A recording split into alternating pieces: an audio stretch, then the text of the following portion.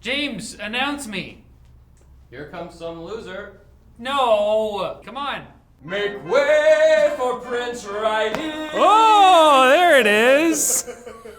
Thank you. You're gonna love this guy. The Aladdin teaser came out over the weekend, you can tell. Prince Riley, hey, I like that. The mystery is apparently over about NVIDIA's upcoming mid-range GTX graphics card, mostly. Images have leaked of 3 different versions of the card, confirming that it is named the GTX 1660 Ti. Boo! Yeah, I know. I'm kind of sad about that. I like GTX 1160 much better. This doesn't even make sense. Is it the GTX 16 series? That's stupid. Anyways, the images show 1660 Ti boxes from Galax, Palit, and EVGA. EVGA?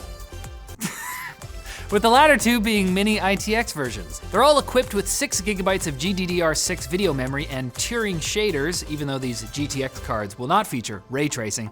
So I guess these GPUs will essentially be the less fancy models for gamers who don't want to bother with making their gaming life incalculably more glorious.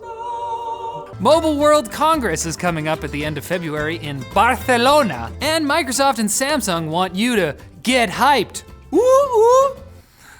Alex Kipman, the creator of the HoloLens and sort of the mixed reality guy at Microsoft, posted a short CGI video that doesn't show off anything at all, but if rumors are to be believed, it's a teaser for the HoloLens 2. It maybe has carbon fiber, too. So that's exciting. And it maybe will be an actual product you can buy this time.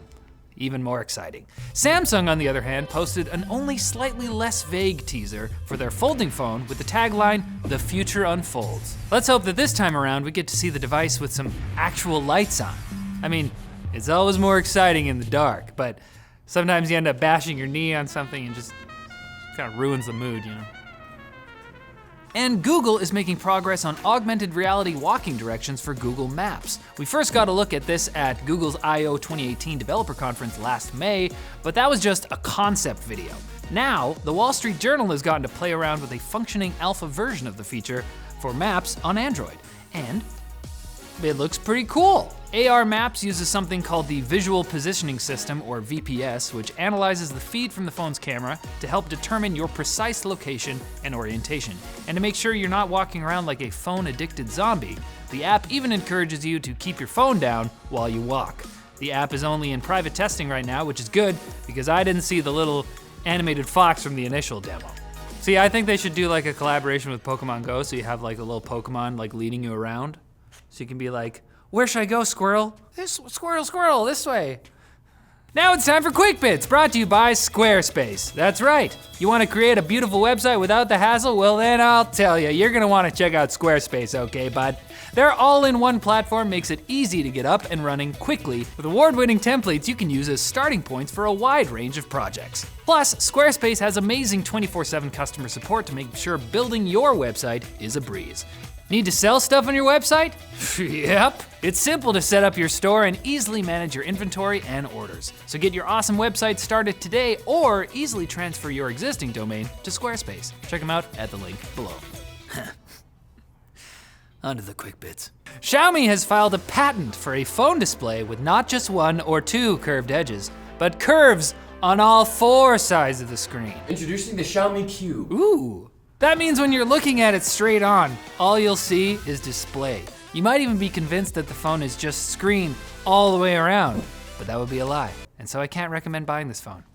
Stay away. So AMD released the Radeon 7 last week. Or as Apple calls it, the 5II. That's true, Roman numerals.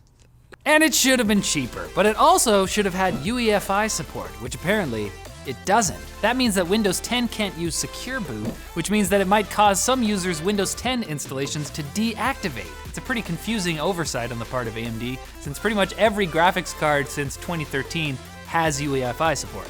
Did they forget? Do they not have like a checklist when they're gonna like release these things?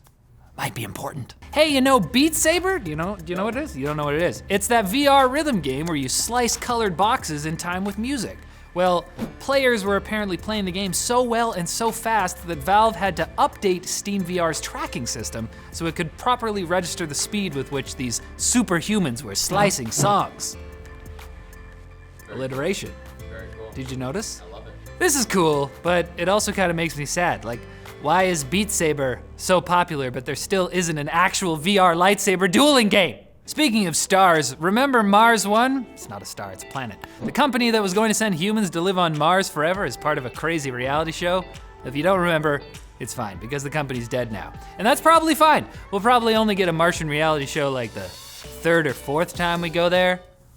I can wait. And let this be a lesson to all of you cheating gamers out there. Johnny Perez, who created Elusive, a cheating program for Grand Theft Auto Online, has been ordered to pay $150,000 and a further $70,000 in legal fees by a district court in New York. GTA Online publisher Take-Two sued Perez after he took down the software, but avoided any further contact concerning how much money he made from purchases of Elusive. So okay, not every cheater will get fined $200,000, but still, don't do it, okay, please. I just want to win one match of Apex Legends, my new favorite game. And it's game over for this episode, because I just talked about a game there. So it's game over. I'm done talking, guys, I'm sorry. Leave. Subscribe. Bye. You told me to leave and now I want to stay. I'll leave then. See you later.